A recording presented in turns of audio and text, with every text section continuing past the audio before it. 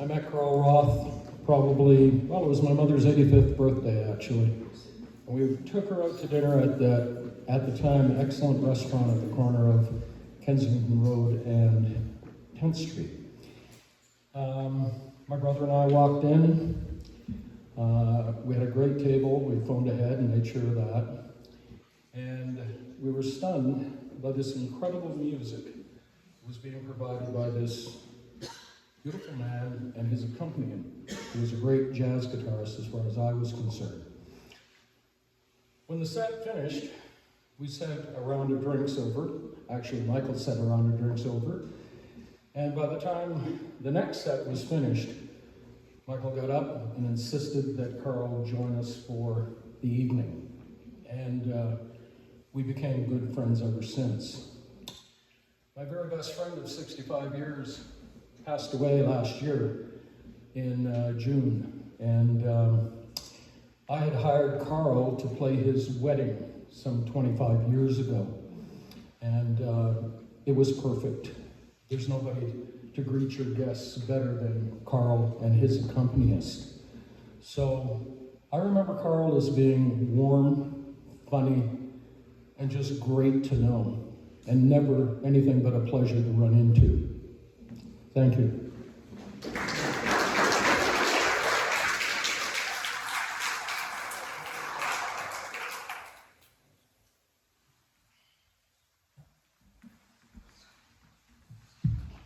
On the memories of restaurants.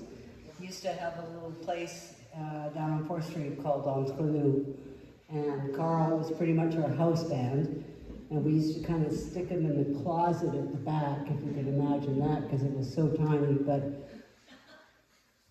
we couldn't fight with Calgary, with hockey, Stampede, all that stuff, so we would celebrate à la Française, and we would do all kinds of crazy wild things and dress up in costumes and can-cans and do all kinds of things. And Karl was the foundation of the inspiration for us, just being silly and doing things, and we loved having him. And I know there's a few faces here that I recognize. I don't know who you are, but some of them I know are people that were touched by Karl. He was amazing. He was so talented. And wicked sense of humor, and I know he's greatly missed, and I've missed a lot of his life in the last 10 years, and it's so nice to see so many people here, and people that I love who have been a big part of my career, my life, and Karl. So I'm glad to have you all here. Thank you.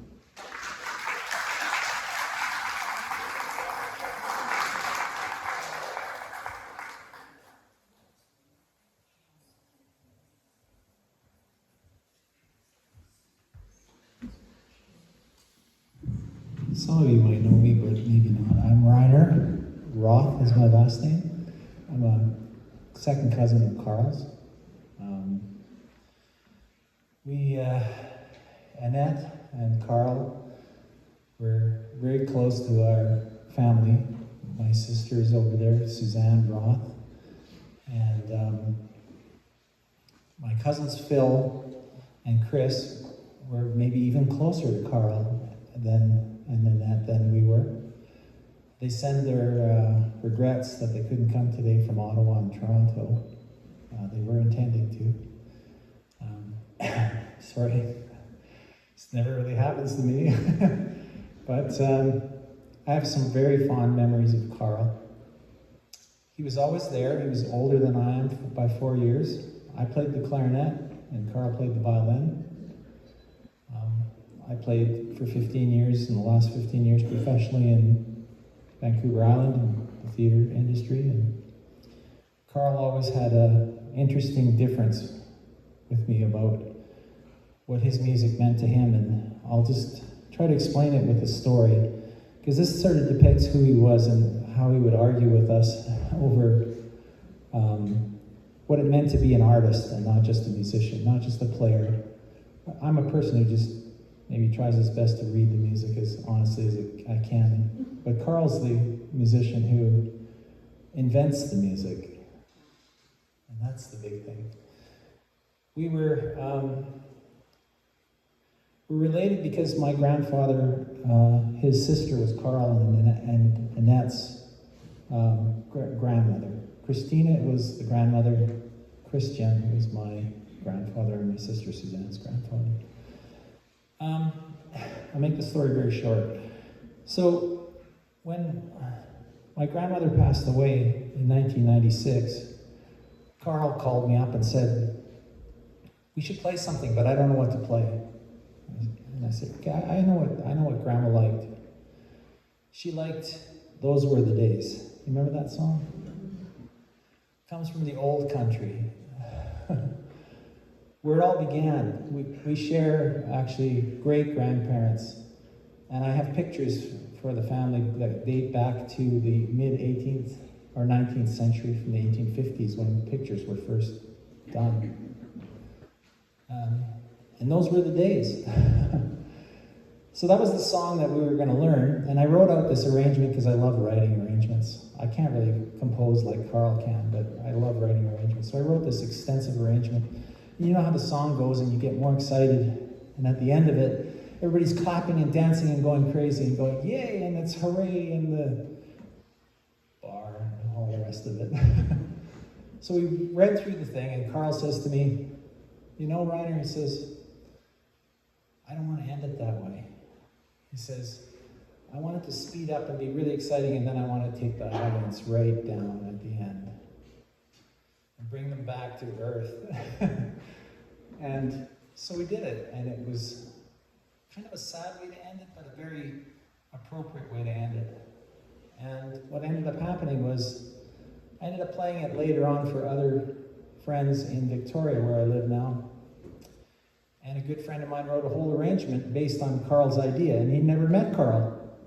So that's the kind of thing that we have to think about in music, is that it's really about these people who create for us, and create for people like myself who like to just listen to the music and arrange the music. He was a very special person that way. Karl did one thing in music that is more important than any other thing. He played his violin, and when he played, you knew his sound. That was definitive. There was nobody else who sounded like Karl. You could play, violinists like Heifetz and Grumio and the whole list of them, Salvatore, the whole range of them. And they all had a little bit of a definition to them. They were all classical players, but they had a different way of playing. And I know Karl really loved Stefan Grappelli, and he respected Yehudi Menuhin greatly. He talked to me about that. He said to me once, "I want to be different. I've got to do something else." He played in the youth orchestra with his best friend right there. Stick your hand up. Fred Hager was his best friend. For many, many years, we were just kids together, because most of you probably know Karl after the period that Fred back there and I knew Karl. It was really something. I don't know where I'm going with this, but I'm really pretty much done. I just want to say that there's nothing greater than a musician creating an identity through the way they sound. And Karl was one of the most definitive violinists I've ever heard. And I don't say that because he's my cousin, because I love music, so I love to listen to all of them. I'm thankful that he laid down the tracks that he did, so that I can remember him for what I really admire, which is that uniqueness. So thank you. Thank you to Karl.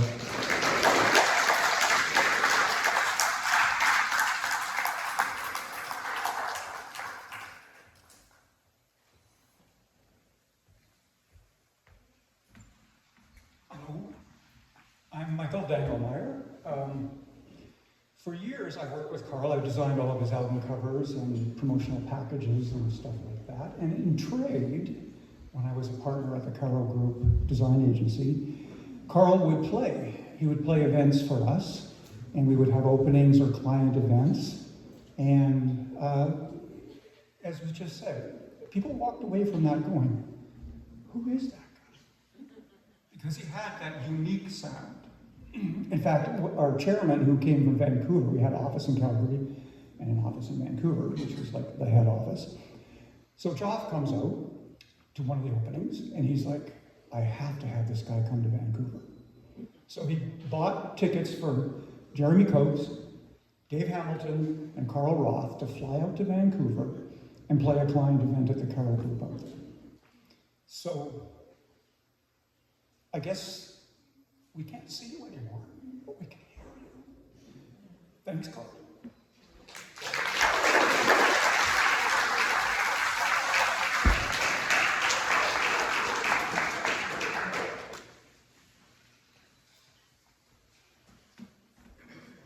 Hi, my name is Heather. I'm friends with Annette, and this is just a really cute little story that came to mind. We used to go to for dim sum once in a while. And we got on this elevator, and you know Karl's stature, he was what, 6'7" or something? And he got on the elevator, and there was this cute little child that suddenly grabbed on to their parent's leg, looking up at him. And Karl, in his deep voice, his baritone voice, looked down and went, I'm hungry. Wicked sense of humor.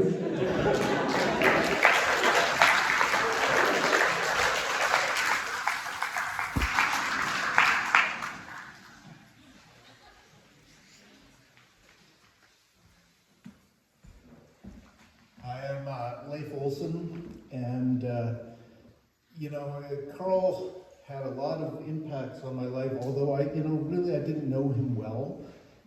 I do remember in elementary school, him coming to demo his electric violin. And I grew up in a family that appreciated music, but really no one I knew played music. And so that really stuck with me when I first saw that. And then we moved away, we came back, and then towards the end of the millennium, he was playing my parents' office solstice parties every summer, and did that for maybe 8-10 years or so, through to about 2010. And it was wonderful seeing him. I mean, such a wonderful, warm human being, and such a vibrant player, and absolutely unique in his own right. And I had drifted well away from music through my career and whatnot, but seeing him play and sort of seeing that passion and that kind of improvisation that he brought to what he did really stuck with me. And over the years, I've drifted more and more into music, and now I perform, and I'd always kind of, in the back of my head, thought, well, wouldn't that be fun to be on stage with Karl and make some music with him? But I obviously am not going to have that chance, but I really, I think he's definitely lent some energy to me that I hope to carry with me for the rest of my life. So I just wanted to share that. Thank you.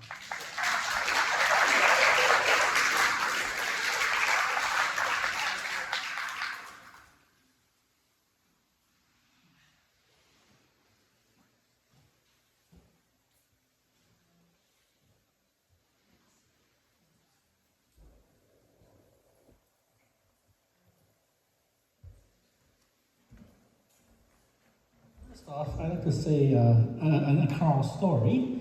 We were watching Lord of the Rings one time, and with him and one of his exes.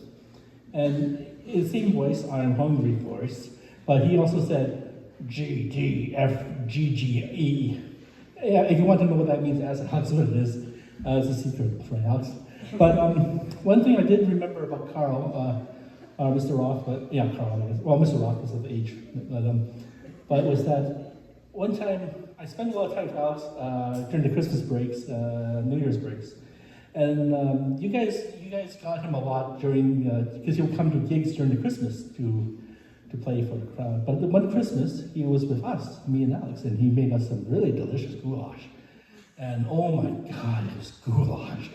And I keep on calling it Goo Goo to Alex because just as a nickname. And I wish I had the time. I had the time to take him and Alex to Nick's because I keep on hearing about this Nick's Steakhouse, right? And you guys probably know it's the one that's by the football stadium.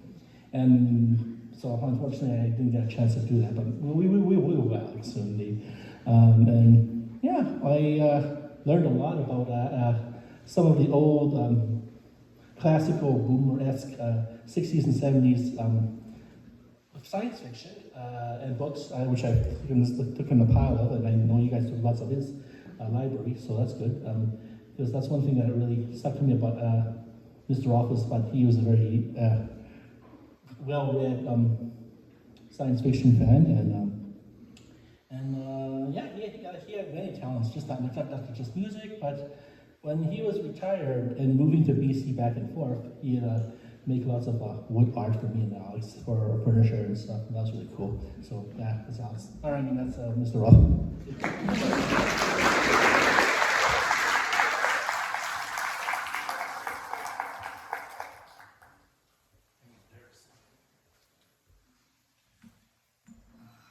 My name is Richard, and I'm going to talk about ancient history, which is 50-ish years ago. I'm a Canadian by birth, lived in the US for a long time, came back to Calgary in 1973. I came out of Northern California. I was a hippie. I felt that this was going to be an odd transition. I ended up at John Diefenbaker High School with Karl Roth and some other misfits in a so-called progressive school.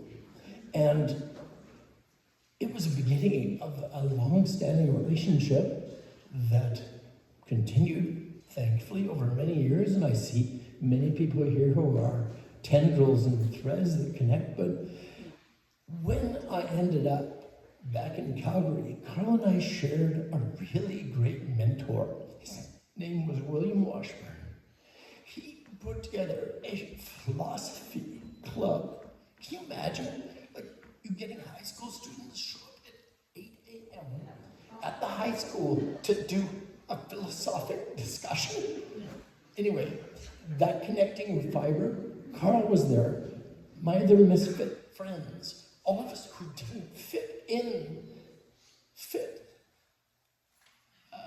That was a great start to a great relationship. It's hard to control your emotions. I see Kate King and people like that who connected me with Karl over the years. I would see him from time to time, but man, he was the best misfit. In the most beautiful way.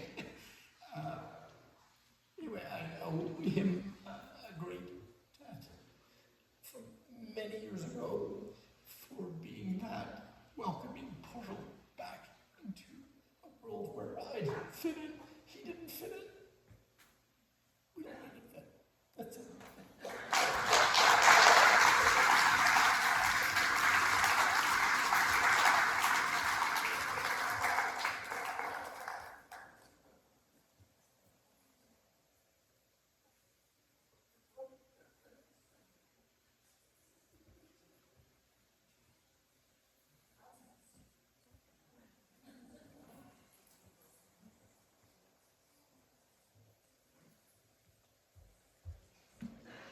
Everybody, I'm Denise Clark, and I worked with Karl at One Yellow Rabbit Theatre, and we played in a play together called Ilsa, Queen of the Nazi Love Camp, and I was Ilsa, and Karl and David Reimer made the music, the play that Blake Booker wrote, and Michael Green, and I were, and with Andy Curtis were the actors in it. And we toured the world with that piece.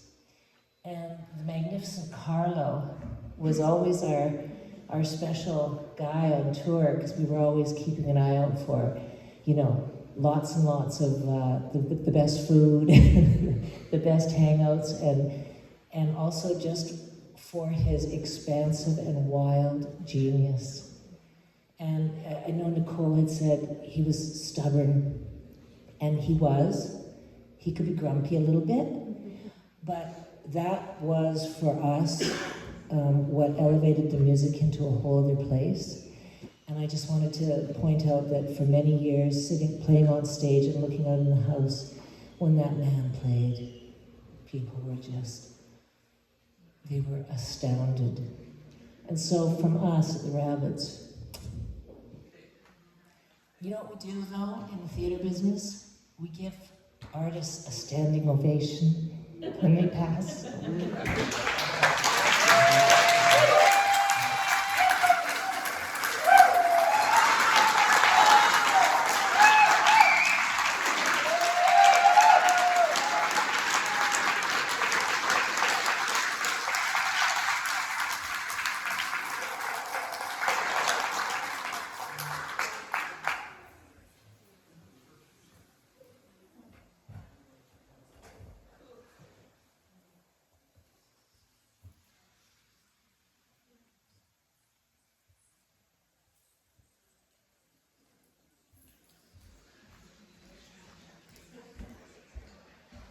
Thank you to everyone for sharing those wonderful stories. I'm going to put the music back on.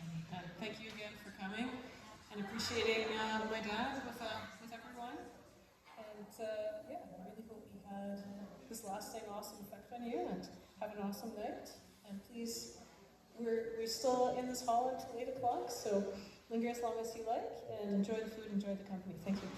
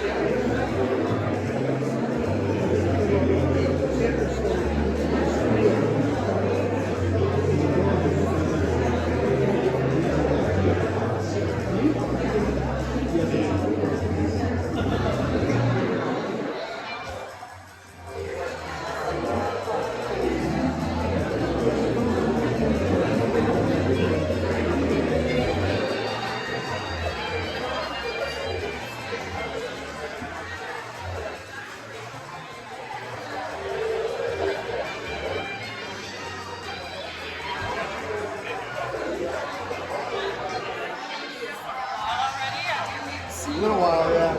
There goes 6. Oh, yeah.